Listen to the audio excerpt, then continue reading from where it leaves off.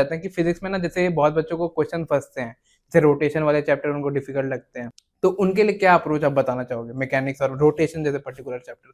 जैसे एक काम करते हैं, रोटेशन के साथ साथ अपन एक दो टफ चैप्टर और लेते हैं, जैसे ईएमआई भी थोड़ा सा टफर काइंड का ही पूछते हैं। रोटेशन थोड़ा सा बदनाम ज्यादा है और उतना बुरा है नहीं। रोटेशन बच्चों को इसलिए मुश्किल लगता है क्योंकि बच्चा ना एडवांस के क्वेश्चंस भी करता है, एडवांस की थ्योरी पढ़ता है, तो वो उसी को एक्स्ट्रापोलेट करता है कि शायद जेईई में भी ऐसा पूछते होंगे। ऐसा नहीं है। मैंने भी पीआईक्यू एक्सप्रेस के सॉल्यूशंस बनाए, तो मैंने 19 से लेके 25 तक के जितने पीआईक्यूज थे ना, वो सारे सारे मैंने किए और हर सवाल को मैं विद इन 1 मिनट के आसपास करने की कोशिश करता हूँ। तो मैंने पाया कि लगभग लगभग 50% के आसपास सवाल जो आरबीडी के थे वो इजियर साइड के ही थे। उसमें से भी मोस्टली सवाल जो थे वो मोमेंट ऑफ इनर्शिया के सवाल थे, जिसमें कोई टॉर्क नहीं लग रहा, कोई एंगुलर मोमेंटम नहीं लग रहा, कोई प्योर रोलिंग नहीं लग रही, कोई भी हाई फाई कॉन्सेप्ट नहीं लग रहा। सिर्फ और सिर्फ मोमेंट ऑफ इनर्शिया पूछ रहे हैं, और मोमेंट ऑफ इनर्शिया तो हर बच्चा कर सकता है। जिस बच्चे को फॉर्मूला अगर याद हो और बेसिक बेसिक उसे डेफिनेशन अगर याद हो, तो वो बड़े आराम से मोमेंट ऑफ इनर्शिया का सवाल कर सकता है। तो कई बार मुझे ऐसा लगता है कि आरबीटी थोड़ा बदनाम ज्यादा है, उतना बुरा चैप्टर वो है नहीं। इवन जो बच्चा आरबीटी छोड़ के जा रहा है ना, मैं उससे भी कहूंगा कि एटलीस्ट मोमेंट ऑफ इनर्शिया वाला जो सेक्शन है ना, वो जरूर करके जाए। मोमेंट ऑफ इनर्शिया वाले में तो कोई हाई आईक्यू, कोई हाई एप्टीट्यूड, कोई हाई एनालिटिकल स्किल की आवश्यकता है ही नहीं। एटलीस्ट मोमेंट ऑफ इनर्शिया करके जाए। बाकी वाला पोर्शन आपकी मर्जी है।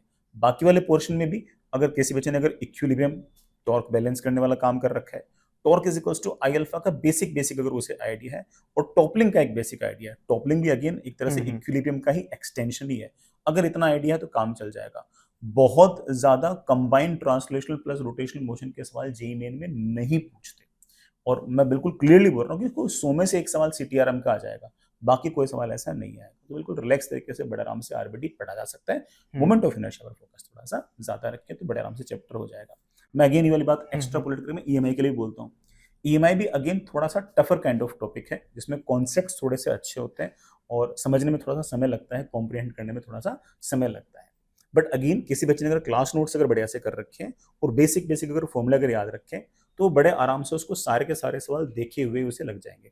19 से लेकर 25 के पीवाईक्यूज कर लीजिए, और सारे के सारे जो सवाल इस साल भी आने वाले होंगे वो उन्हीं सवालों के अंदर वैल्यू चेंज या फिर पैटर्न थोड़ा सा, मतलब जैसे पहले जो सवाल था वो लेट्स से कि इंटीजर में था, उसको एससीक्यू में कन्वर्ट कर देंगे, एससीक्यू को इंटीजर कन्वर्ट कर देंगे। ऐसे ही सवाल बार बार वो लगातार पूछते रहते हैं। तो टफ वाले टॉपिक्स के अंदर भी मामला लगभग लगभग वैसा सही है।